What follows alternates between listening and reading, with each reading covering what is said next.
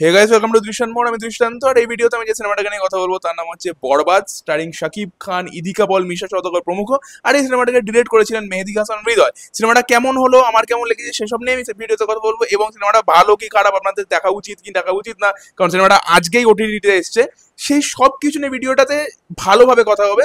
তাহলে চলুন শুরু করি। আচ্ছা, অনেকে হয়তো এটাও ভাবতে পারেন যে এই সিনেমাটার যে এইচডি প্রিন্ট লিক হয়েছিল প্রায় 1 মাস আগে, সেটা তো আমাদের এই কলকাতা কেন্দ্রিক যত মুভি রিভিউয়ার্সরা আছে সবাই দেখে সেটাকে অলরেডি রিভিউ করে দিয়েছে। তাহলে আমি কেন এতদিন পরে ওটিটিতে আসার পরে সেখানে দেখে আমি রিভিউ করছি? তো এর মেন কারণটা হচ্ছে, ভাই, আমি চোরটা মার্কা কোনো ছেলে নই। আমি সিনেমা দেখি একমাত্র অরিজিনাল ভার্সন দেখি, পয়সা খরচা করে দেখি। আমি না সিনেমা না গেম, আমি পাইরেসিকে একদম সাপোর্ট করি না।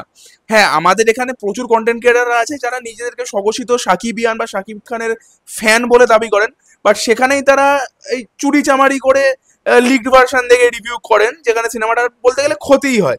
আমি সেরকম ছেলে নই। আমি একদম পয়সা করে লিগালি সিনেমা দেখা পছন্দ করি।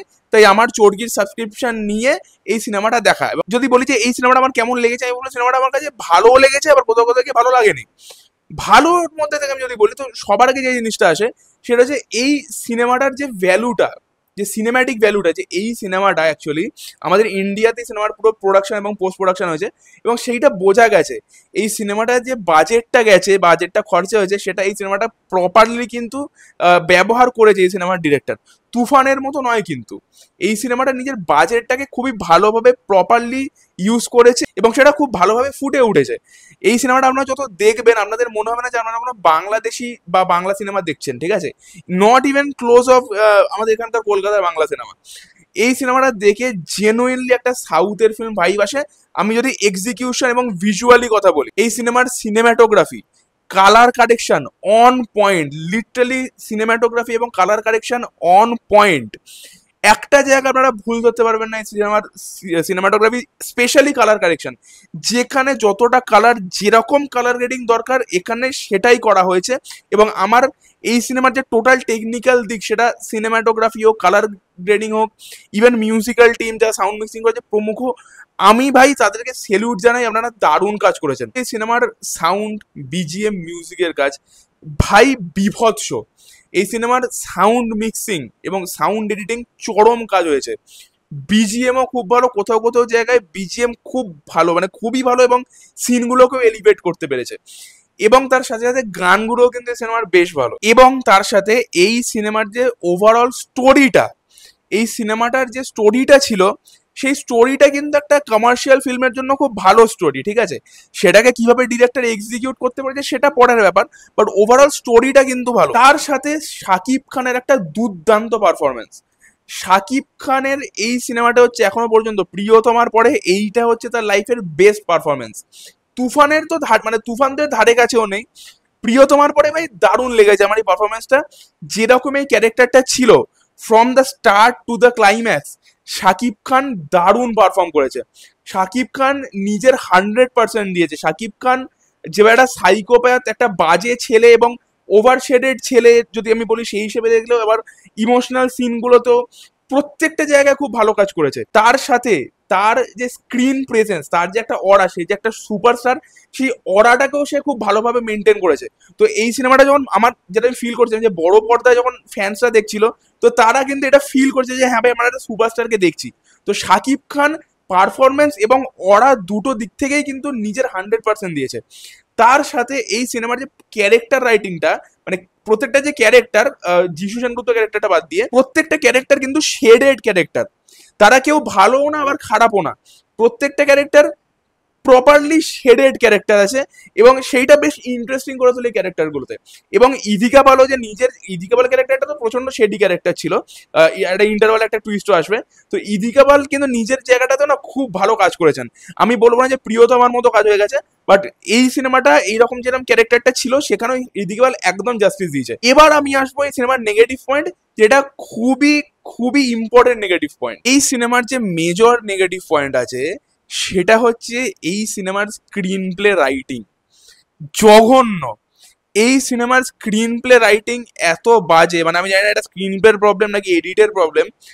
প্রচন্ড, মানে প্রত্যেকটা সিন না খুবই খাপ ছাড়া। গল্পটা কিন্তু ভালো ছিল একটা কমার্শিয়াল সিনেমার জন্য, বাট এই গল্পে যা যা এলিমেন্টস দরকার ছিল, যে সিনটা যতটুকু দরকার ছিল যাতে একটা ব্যালেন্সড হয় ব্যাপারটা, সেইটাই মিসিং। সিন প্রচুর আছে, বলার প্রচুর চেষ্টা করা হয়েছে, অনেক কিছু বলার আছে, বাট সেগুলোকে প্রপার টাইমিং নিয়ে বলা নেই, ছোট ছোট করে ভেঙে ভেঙে বলা হয়েছে, প্রপারলি ইউটিলাইজ হয়নি, সেই সিনগুলোকে প্রপারলি দেখানোই হয়নি যে যতটা লেন্থ দরকার হয় তুমি তো সেটা দাও যাতে ড্রামাটা ফুটে ওঠে, সেইটা করেনি, যে কারণে সিনগুলো কিন্তু ইম্প্যাক্টফুল না।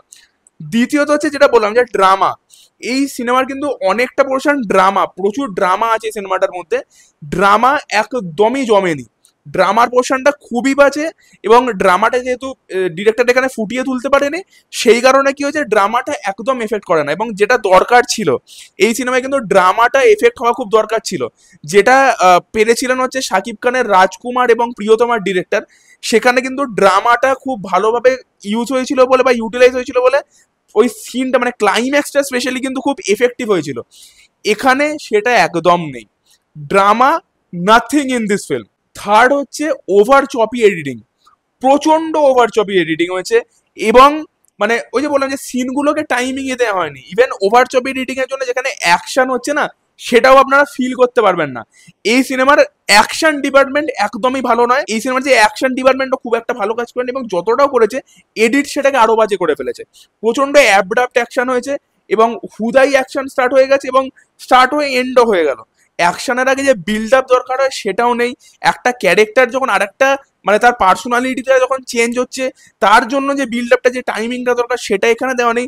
এই সিনেমার এটাই হচ্ছে সব থেকে বড় প্রবলেম, যে ড্রামা এবং এডিটিং যে কোনো সিনের ক্ষেত্রে বা যে কোনো সিচুয়েশনের ক্ষেত্রে কিন্তু ওয়ার্ক করে না, প্রচন্ড ফাস্ট, তো আপনারা কানেক্ট হতে পারবেন না। তারপর আছে যিশু সেনগুপ্ত ক্যারেক্টারটা, যিশু সেনগুপ্তকে যেভাবে হাইপ আপ করা হয়েছিল, নাথিং ইন দিস ফিল্ম।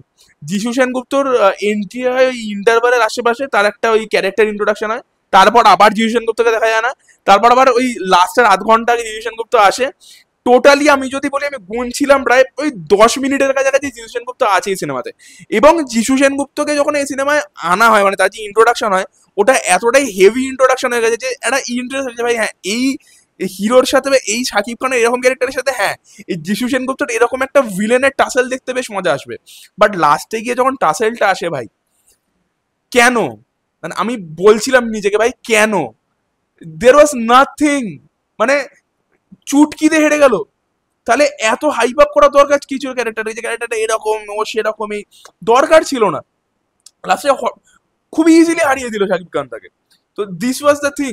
তো এই সিনেমার নেগেটিভ পয়েন্ট হচ্ছে এটাই যে ড্রামা ওয়ার্ক করে না, এডিট খুবই চপি, যে ক্যারেক্টারটা যিশু সেনগুপ্ত ছিল সেটা একদমই বাজে, এবং আরেকটা যে বিষয় যে ক্যারেক্টারগুলোর মধ্যে তো শেড তো আছে, বাট তুমি তো সেই শেডগুলোকে এক্সপ্লোর করছো না, তো শেডগুলোকে যখন এক্সপ্লোর করছেই না, এদিকে ড্রামাটাও সেরকম ভাবে লেখাও না, তো এইখানে হয়ে গেছে গন্ডগোলটা, ভালো জিনিসও ভালোভাবে ফুটে ওঠেনি। তার উপর ধরুন প্রচুর সিন আছে, প্রচুর বিজিএম আছে যেগুলো কিন্তু ইন্সপায়ার্ড বা কপিডও বলতে পারেন, প্রচুর ডায়লগ আছে যেগুলো সাউথের এবং হিন্দির খুবই ফেমাস ফেমাস ডায়লগের বলতে গেলে রিপ অফ।